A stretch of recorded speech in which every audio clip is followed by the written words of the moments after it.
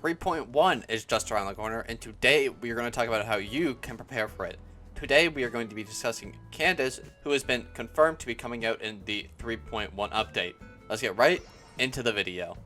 Firstly, regarding Candace's boss materials as well as her world materials, which you're going to need to ascend her, neither have been released yet, so you're going to be unable to access them. So you cannot pre-farm those for Candace, unfortunately. You're going to have to wait until the 3.1 update releases. Next thing we want to discuss is going to be her mob drop materials. These you are able to pre-farm, and they are called the Eremites. They can be found all throughout the Sumer region. If you would like an easier way to farm these, I will leave a link to a map in the description below. These are used to both ascend her talents and also ascend her character level. Next, we're going to go to the Steeple of Ignorance, which can be found in the Sumer region. You're going to want to come here on a Monday, a Thursday, or a Sunday to get the Philosophies of Animation to level up her talent. And lastly, in order to take her talent past level 6, you're going to want to come to the Raiden Shogun boss fight, which is unlocked after completing part 2 of her story quest, and you're going to want to get some of the Tears of the Calamitous God.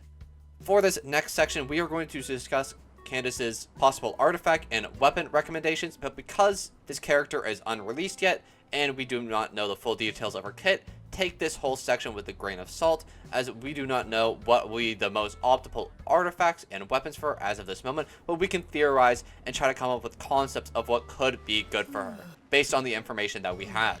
Anyways, let's get right into it.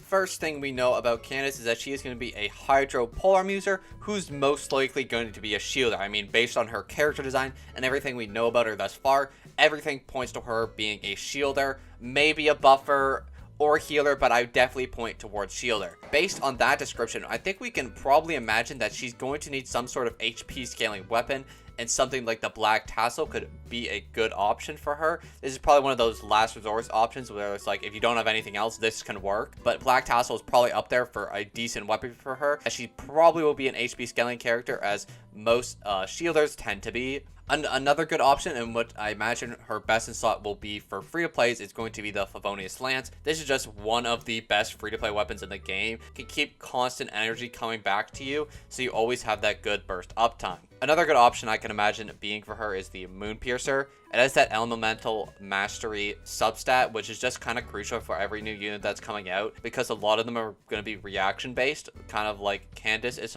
probably going to be. This effect really helps her as well, as it gives an attack buff and helps do more reaction damage. I think the best options obviously for her are going to be, but I think her two best options for high spenders or whales, or maybe you just got lucky on a banner, is either going to be the Primordial Jadewing Spear or the Staff of Ahoma. Now these are just two generally good weapons for every single character in the game almost, and works really well with characters who just need to do as much damage as possible. I like to point out that Staff of Ahoma also has an HP based passive, so that is also going to work in Canada's benefit. Next thing we want to talk about is the artifact. Now, generally for shielders or like units that work off field, you're going to want some sort of buffing. So for example, Bennett, you're going to want 4-piece Noblesse. You know, Zhongli works well with Tenacity. All those healers or buffers, you want to buff your main unit. So for Candace, I'm going to start off by recommending the Noblesse set. Noblesse can work well because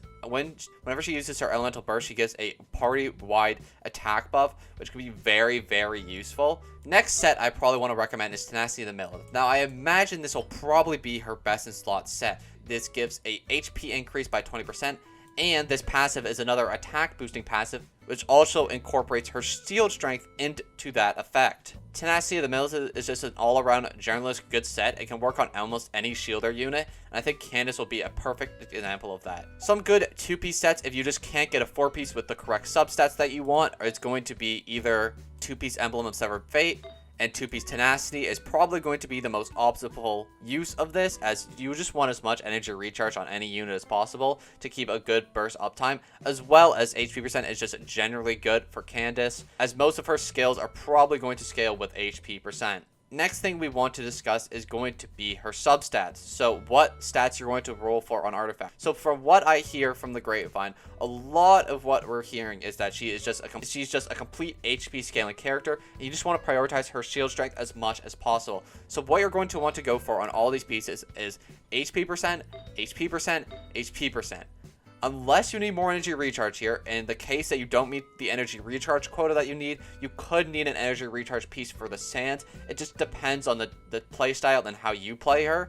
And obviously, if you're using Favonius as your weapon, you're going to want crit rate on the hat, unless you have the substats to justify it, which some people don't, some people do. It's really few and far in between, but generally you're going to want to run full HP percent to get the max shield strength possible. As for talents, it's really hard to say because we don't know what her talents are yet, so we don't know in which order you want to prioritize her talents just yet, but we're going to get more information on that as we get closer to the day of release. Anyways guys, that is going to be the end of today's video. If you enjoyed this video and you'd like to see more in the future, please consider subscribing or leaving a like down below. Anyways guys, thank you so much for watching, and I'll see you all in the next one. Peace.